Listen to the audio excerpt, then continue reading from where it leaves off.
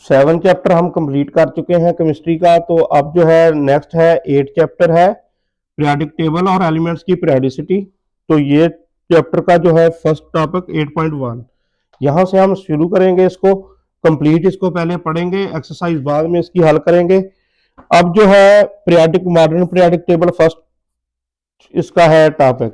अब इसके अंदर एक चीज जो है इसका स्मार्ट सिलेबस क्या आया है। अब कौन कौन सा टॉपिक इस चैप्टर से खत्म कर दिया गया है। 8.5 पूरा टॉपिक मेटालिक करैक्टर वाला 113-14 पेज पर है, ये पूरे का पूरा खत्म हो गया है। एमसीक्यूज कौन कौन से हैं, 8 नंबर और 9 नंबर एमसीक्यू खत्म है। मुख्तसर सवालात 9-10 नंबर खत्म कर दिए हैं। तामीरी फिक्र पर मबनी सवालात यहाँ एक ही है, 5वां जो है वो खत्म किया है। तफसीली सवालात 2 हैं, 4 नंबर और 6 नंबर, ये दोनों खत्म कर दिए गए हैं। तहकीकी सवालात जो है ये सेकंड जो आखिरी होता है ये सेकंड नंबर वाला वो खत्म कर दिया गया है। तो स्मार्ट सिलेबस इस चैप्टर का ये बाकी जो है बचता है। अब जो है पहला टॉपिक है इसको देखते हैं। तो पीरियोडिक टेबल एक तो मोस्टली बच्चों के पास अगर किसी को पढ़ने का शौक हो तो ऐसा एक आध प्रिंट अपने पास वो रख सकता है निकाल के। पजामा का समोसा आंदा तो पजामा का ये आंदा, ठीक है। ये हम देख लो, अगर किसी ने शौक आ पढ़ने का समोसा खाना कोने पीरियोडिक टेबल की कापी एक रख लैनी कोल, समझने लिए ईजी हो जाएगा। हुण असीं टॉपिक शुरू करते हैं। पहला मॉडर्न पीरियोडिक टेबल है की आ। मॉडर्न पीरियोडिक टेबल जिहड़ा एक तो ये जिक्र आएगा मोजले ने, साइंसदान का नाम की सी हैनरी मोजले, उन्हें 1913 दे विच ये पेश किया सी। मॉडर्न पीरियोडिक टेबल में एलीमेंट्स को एलीमेंट्स तरतीब ना दिते गए आ और किस तरतीब ना दिते गए आ।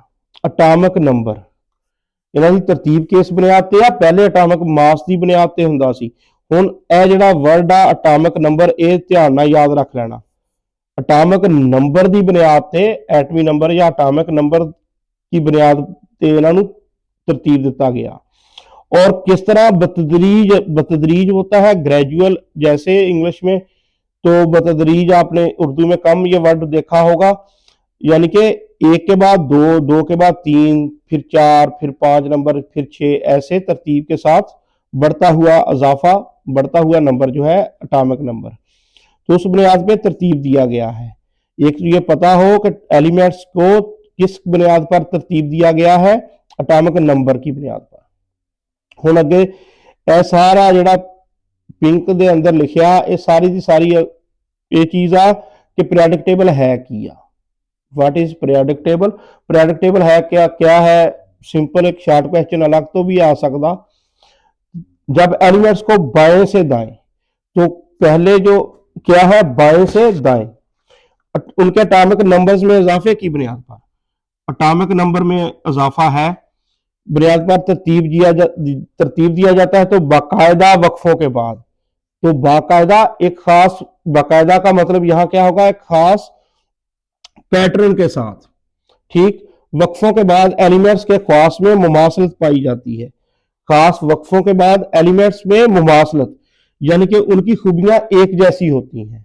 वक्फों के बाद बाकायदा वक्फों के एक खास तरतीब के साथ, पैटर्न के साथ वक्फों के बाद एलिमेंट्स के ख्वास में मुवासलत पाई जाती है। एलिमेंट्स को इस तरह तरतीब देने से, यानी कि ये लेफ्ट से राइट, बाएं से दाएं, ठीक। और कैसे देना है, ये ऊपर एटॉमिक नंबर लगा है हर एक का, एटॉमिक नंबर की बुनियाद पर। तो एटॉमिक नंबर की बुनियाद पर आप बाएं से दाएं इसको, ये वर्डिंग एग्जैक्ट याद हो।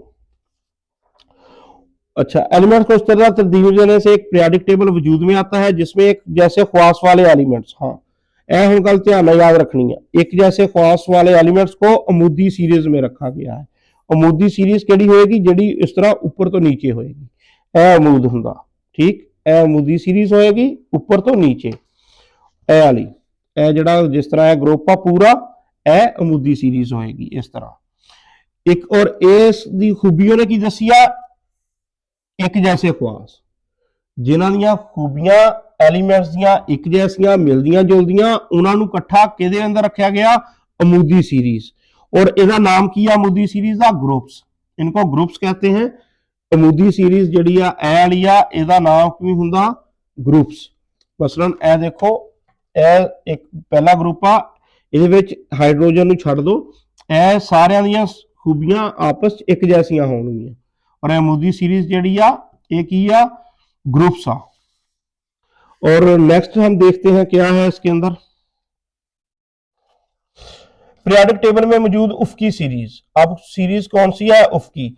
उफकी लाइन ये होती है ऐसे, अमूदी ये थी, अब उफकी लाइन ऐसे होगी, तो ये जो है लाइन ऐसे बनेगी, ऐसे। तो ये लाइन जो है उफकी जो है, इसको क्या कहते हैं, पीरियड्स। इनका नाम है, उफकी सीरीज को पीरियड्स कहते हैं।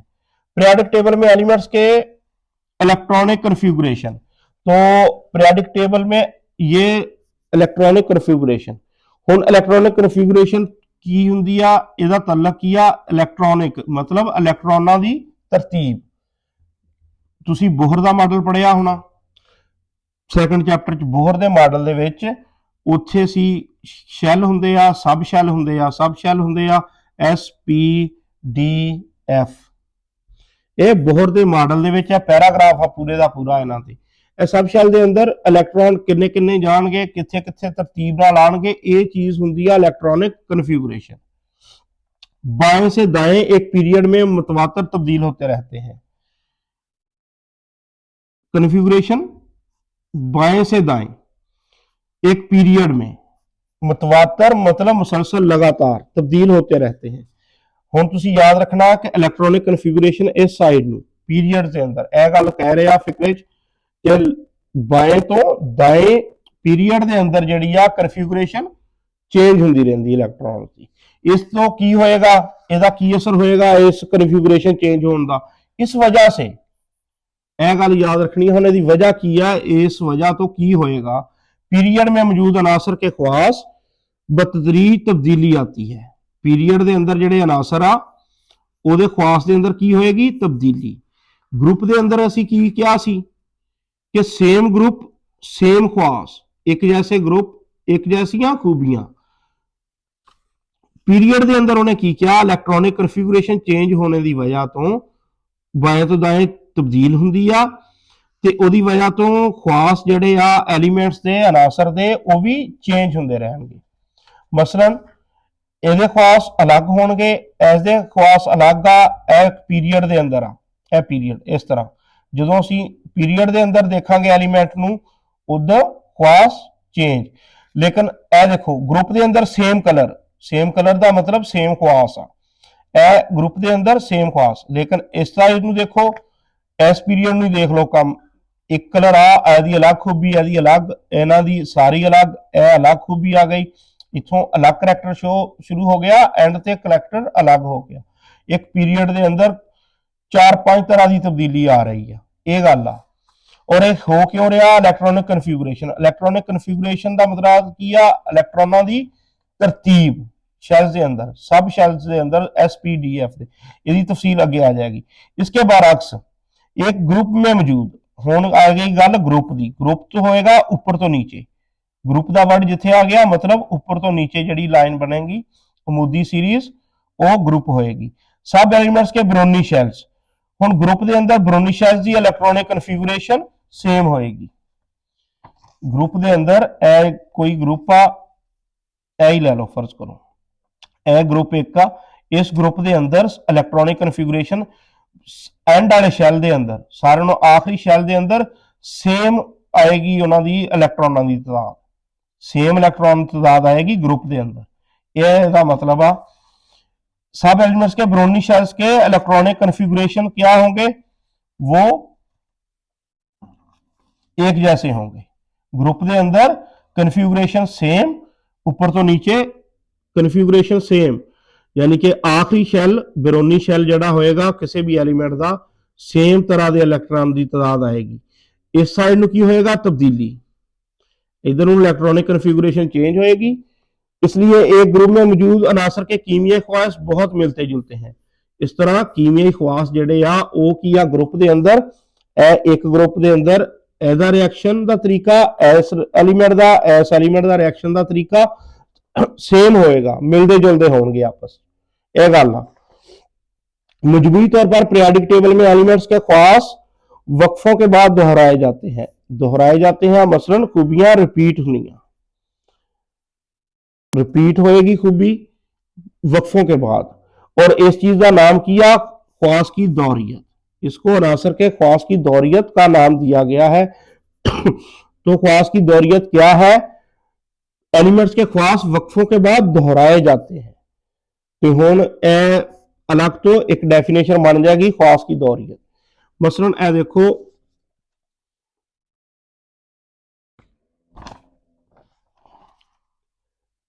एक खूबी फर्ज करो इधर ਨੂੰ कम हो रही है या बढ़ रही है, कोई भी खूबी है उसकी डिटेल अगे आ जाएगी, हुण नहीं बाद च ਉਹਨੂੰ डिटेल ना पढ़ना। इस तरह एक खूबी कम हो रही है, कोई चीज बढ़ रही है, मसलन मेटैलिक करैक्टर ही आ सोडियम तो इधर ਨੂੰ कम हो रहा, ठीक, इधर ਨੂੰ कम हो रहा, फिर रिपीट होएगा यही पैटर्न अगले पीरियड इदा फिर कम होएगा। इसका मतलब आ इस तरह फिर रिपीट होएगा यही चीज। इस तरह बार बार जिहड़ियां ख्वास आ रिपीट होने का नाम ही की आ, पीरियडिसिटी आ। ते यह सारा टॉपिक आ, उम्मीद आ ये थोड़ी बहुती समझ लग जाएगी। इनू सारा नाल नाल रख के पीरियडिक टेबल नू समझ के याद करना पएगा।